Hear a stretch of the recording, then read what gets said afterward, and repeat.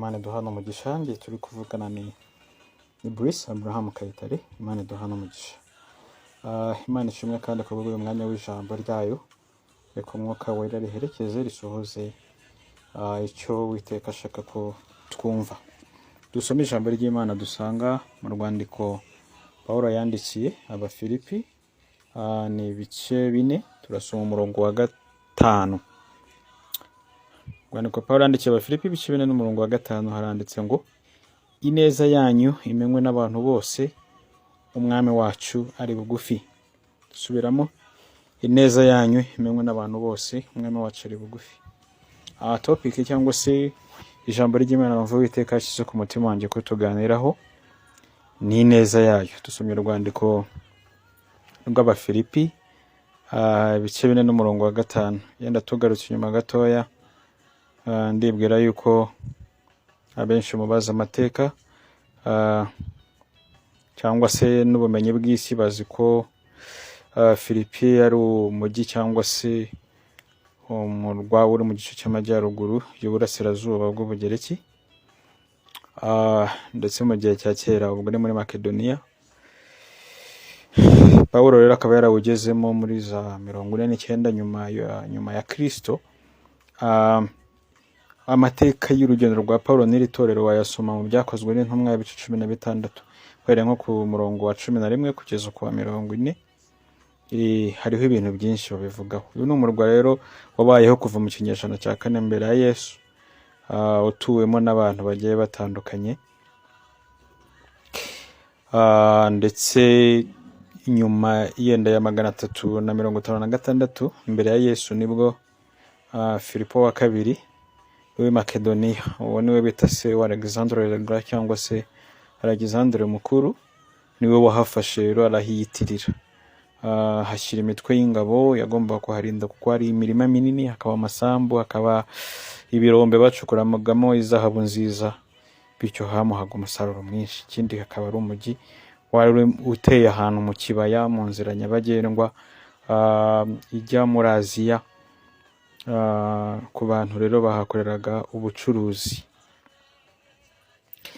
Navuga ko kenshi na kenshi hajya habamo intambara rero zigiye zitandukanye, ku buryo muri 68 cyangwa se 1168 imbere ya Yesu haje gukolonizwa n'Abaromani bamaze gutsinda Abaperisi. Ni intambara rero yagiye itwara igihe kirekire, habamo kurwana hagati y'abami ubwabo, ba Mark Antony, ba Octavian, ba Cleopatra n'abandi.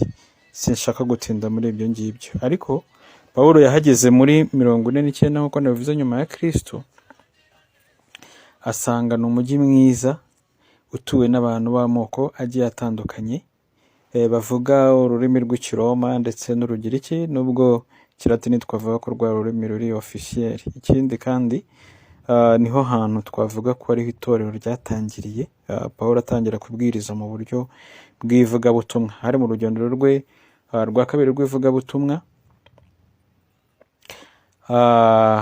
twavuga ko Pawulo yagiyeyo rero yagize iyerekwa, hanyuma abona umuntu arimo aramuhamagara kujya i Makedoniya kugira ngo ajye gufasha. Aho niho yagiyeyo rero ajyanye ubutumwa bwiza. Burya ni byiza ko tuyoborwa n'umwuka w'Imana kurusha uko twayoborwa na experience cyangwa se n'ibindi twibwira.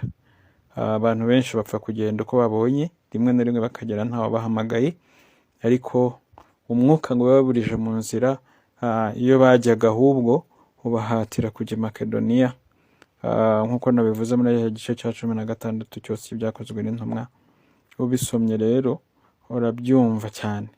Agezeyo rero yahagumye iminsi navuga ko ari myinshi, ahasanga imyemerere y'abantu bagiye batandukanye, ndetse abantu barasengaga bakavamo bakanasenga n'abami ba Julius, ba Augustus cyangwa Claudius, ubwo ni ugusenga abami b'Abaroma, ndetse basengaga n'Imana kazi cyangwa se n'ibigirwamana by'Abanyegiputa za Isis na za Serapis n'indi mihango yindi ya gipagani. Nibwo rero isabato yageze, Pawulo arasohoka ngo aragiye gushaka ahantu asengera, ashaka ahantu yasengera. ngo bagera ku kagezi. Nibwira ko nusoma ibyakozwe n'intumwa bice, nusomamo nyine muri ibyo bice ukareba umurongo yenda wa 12 n'uwa 13, hariho amagambo ajya kumera nk'ayo. Habagamo abayahudi, nakwibwira ko ari bakeya basengaga. Murabizi ko mu mihango y'abayahudi basenga bakaba begereye amazi cyangwa se bajabika intoki mu mazi no n'ibirenge n'iki. Aho niwe washatse rero aza kugeraho abantu basengaga, ngo ahageze hasangamwo abantu bakeya. Navuga ko harimo n'abagore, harimo umugore rero niwe nashaka kugaruka witwa Lydia, akaba ari umucuruzi w'imyenda cyangwa se business woman, umucuruzi w'imyenda wari warazanye imyemerere ya Kiyuda igihe yari ari Tuatira, niho yayivanye. Hanyuma iyo myemerere arayizana Filipi. Rero Pawulo ahageze atangira kuvuga ubutumwa bwiza. Ubwo yumvaga bavuga umwuka w'Imana agenderera umugore, ngo arangije arizera, ndetse nabo mu nzu ye bemera kujya kubatizwa. Haleluya. Ndetse ngo babatizwanye nabo mu rugo rwe. Ni naho navuga ngo itorero ryatangiye ry'i Filipi, kuko Pawulo ndetse n'abo bari bari kumwe batangiye kuhaba. Ikindi wazirikana nuko mu gihe Pawulo yabaga muri uyu mujyi, yaje guhura n'umukobwa warotewe n'abadayimoni. Hanyuma ariko ngo yararaguraga akungukira ba shebuja, ndetse ariko Pawulo aramucyaha, umwuka w'abazimu cyangwa se w'abadayimoni umuvamo, bituma rero ba shebuja bataza kubona inyungu, business yabo irahomba, bituma Pawulo ndetse na Sila babafunga, babashyira mu nzu y'imbohe. Ariko umwuka w'Imana, tujya twumva ijambo rivuga ngo mu gicuku cya marayika agiye yitamura, umwuka w'Imana urabasanga nijoro, ngo umuriro uraza, hahinda umushyitsi cyane, imiryango irafunguka. Ubwo Pawulo na Sila basengaga, nubwo bari bakubiswe, bari bamerewe nabi, ariko bararimbye barasenga, umwuka w'Imana arabasura. Umucungagereza rero wari ubarinze agira ngo bacitse, ariko bambwira ko ntaho bagiye, ngo nuko abajyana iwe. Hanyuma uwo batizwa nabo mu rugo rwose. Imana ishimwe cyane. Pawulo yaje kuhava, arakomereza n'ahandi muri za Tesalonike ndetse no muri Efeso n'ahandi, ariko aza gufungwa. Ariko icyari gihari nuko na nyuma yuko yahavuye baramugemuriraga, bakamumenya, bakamutumaho abantu, bakamuha amakuru. Niho navuga rero iryo jambo ineza nabitinzeho, ariko yahaboneye ineza y'abantu yagiriwe n'abantu kubw'umwuka w'Imana wari wahamuyoboye. Imana ishimwe. Uru rwandiko ntabwo ntibazi neza, ntibivugwa neza igihe yarwandikiye naho yarwandikiye, kuko havuga ahantu henshi, ariko yenda abenshi bahuriza i Roma, nubwo hari abakeka Kayisariya cyangwa no muri Efeso, ariko ubundi bavuga ko ari igihe yari afungiye i Roma, ubwo ni hagati ya 62 na 64. Rero Pawulo mu kumenyesha amakuru ye, urumva nk'umuntu wari wabanye nabo yagomba kubamenyesha amakuru. Ikindi kandi twavuga ko yarushaho kubakangurira kwicisha bugufi no kuba umwe, kuko nyuma baje kugira amakimbirane bagenda bacikamwe ibice. Ikindi nk'umwarimu, nk'umushumba, nk'umuntu, nk'intumwa kandi isobanukiwe, yagomba kurwanya inyigisho ndetse n'imyemerere y'ibinyoma n'abigisha b'ibinyoma. Ikindi twavuga nuko hari abantu benshi, njya nibaza buriya barya abantu bapfukama mu rusengero bagahaguruka bagenda, bagera gikurikirana. Niba uri umushumba ukaba uri umubwiriza butumwa, ukwiye kumenya nawe ubwiriza kuko ngiye mbifata nko kubyara umwana ukajugunya ku gasozi ntumenye ibyabaye. Niyo mpamvu dukwiye guhindura abantu kuba abigishwa ba Kristo. Ikindi kandi ni ngombwa ko yashaka kubashimira nyine kuko bamwitagaho ku mpano bamuhaga. Turimo tuganira rero ku neza y'Imana. Kandi iyo tuvuze ineza, se ineza ni iki? Wakobaza ineza wayisobanura ko ari iki? Bitekerezeho. Ariko bimwe mu bigaragara muri Bibiliya, usomye Abagalatiya ibice 5 n'umurongo wa 22, ubona ko ari imwe mu mbuto z'umwuka wera. Haleluya. Umuntu ugira neza bamwita umugwaneza, mu Kinyarwanda cyacu ho bamwita imfura. Yesu ubwe yarivugiye atahirwa abagwaneza kuko bazaragusi. Hari abantu bajya bashaka kuyobora bakumva hari ukundi kuntu bamera, ariko atari abagwaneza. Nyamara Bibiliya ivuga ko abantu b'abagwaneza bazaragusi, ikatwereka ko Mose yari umugwaneza kurusha abandi bantu bose bo mu isi. Ubusanzwe imiterere ya muntu twavuga ko yirebaho cyane, ndetse umuntu akumva arikunza, akumva yakwikurura ibintu byose, akumva hagize umuvogera yamwihoraho cyangwa se akirwanaho, akarwana ku burenganzira bwe. Ibi rero ni ibintu bibyara amakimbirane n'inzangano. Biragoye ko bene uyu muntu cyangwa muri iki kintu havamo imbuto y'ineza. Ariko uyu munsi turasabwa kuba abagwaneza, turasaba kugirira neza abantu bose, kuko ubwami bw'Imana buregereje. Kugira neza bisobanuye kandi kwihangana, bisobanuye kuzirikana abandi, ugatekereza ko aribo bari imbere yawe, rimwe na rimwe ugahara uburenganzira bwawe wari ufite kubw'urukundo bakunda, ukagira ibyo bagendera bakabona ineza yawe. Murumva ko harimo n'akantu ko kubabarira. Ukwiye kugira ineza rero mu rugo rwawe, mu bana, mu bo bashakanye, mu bo mwashakanye, ku mukozi, mu baturanyi, abo mukorana akazi, mu murimo wa data. Ineza ikwiriye kugenda ijya ahantu hose. Ese ni iyihe mpamvu ukeneye ineza mu by'ukuri? Iyo wicaye wumva ukeneye ineza nawe? Se dukeneye ineza, ariko ikintu cya mbere ni uko dukeneye ineza kugira ngo duse na Kristo. Haleluya! Yesu yicishije bugufi, asuzugurwa n'abantu, nyamara ntabwo yabanze, ahubwo yemeye kwitanga ku bw'ineza ye. Turababarirwa, tugirirwa ubuntu bwinshi. Abazabana nawe rero bakwiye kuba basa nawe, abamuvuga bakwiye kuba bameze nkawe, bakwiye gukwirakwiza iyo neza. Pawulo we yinginze Abakorinto arababwira ati ndabahendahenda kubw'ubugwaneza n'ineza ya Kristo, ko mukwiye kwiyoroshya no kugwa neza. Yabasaba ko bakwiye kwiyoroshya no kugwa neza, kuko ubundi twebwe abizera ntabwo twirwanirira twebwe, kuko intambara zacu, twe twambaye umubiri ariko intambara zacu ntabwo ari iz'umubiri.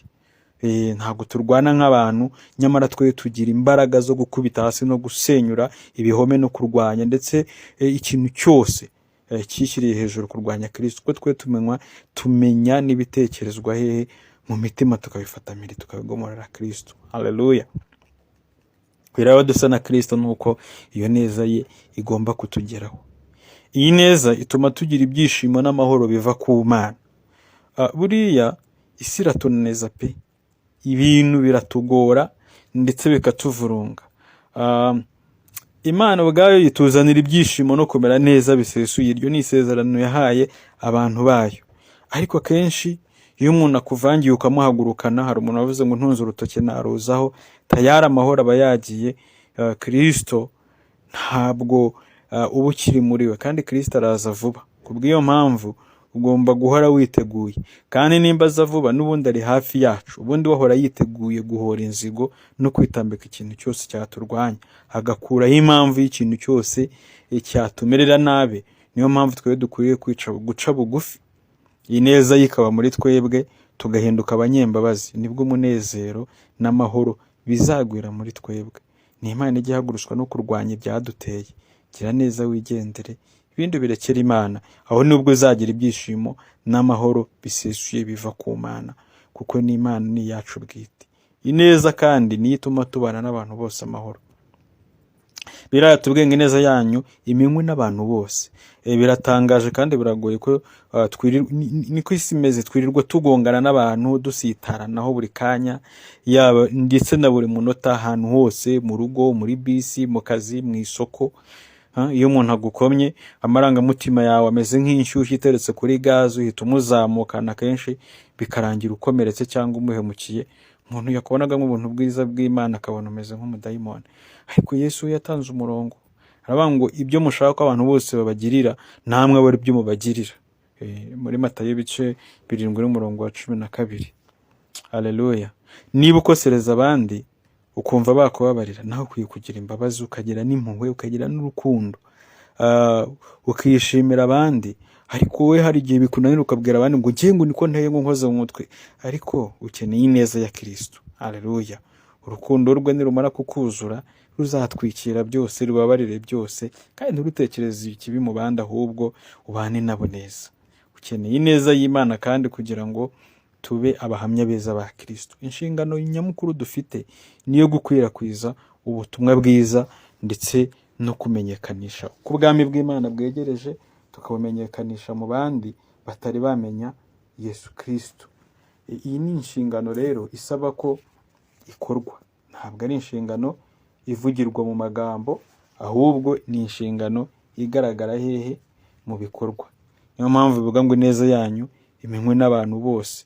Niba yaradusanga, biradusaba rero kwerekana ko kuko twize kwihangana, ko twuzuye umutima w'imbabazi, ko tutarakazwa n'ubusa, ko ibitugerageza nubwo baba ari uburenganzira bwacu, tubasha kwihangana kandi ubuzima bugakomeza. Haleluya. Yesu ari bugufi, umwami wacu araza, kandi naza araza dutabare, araza yomora ibikomere, apfuke inguma isi yaduteye. Ntabwo azadusiga, ntazaduhana, n'iryo sezerano yaduhaye.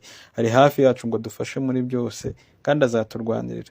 Ubwo bimeze bityo rero, tube abahesha abandi umugisha. Haleluya. Tubere abandi abagwaneza.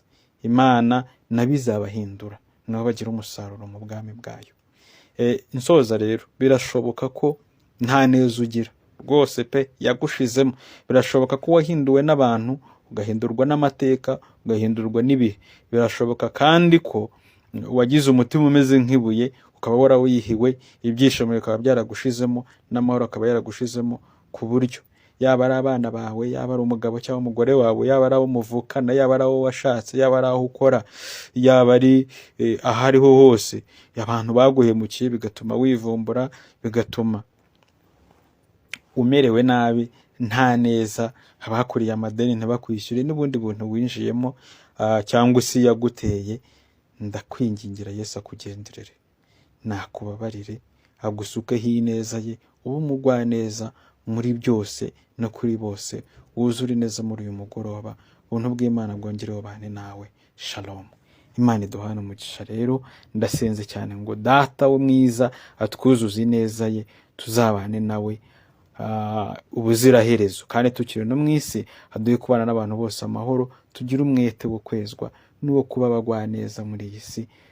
Nibyo bikwiriye umukristo uri kujya mu ijuru. Imana iduhane umugisha. Murakoze. Shalom.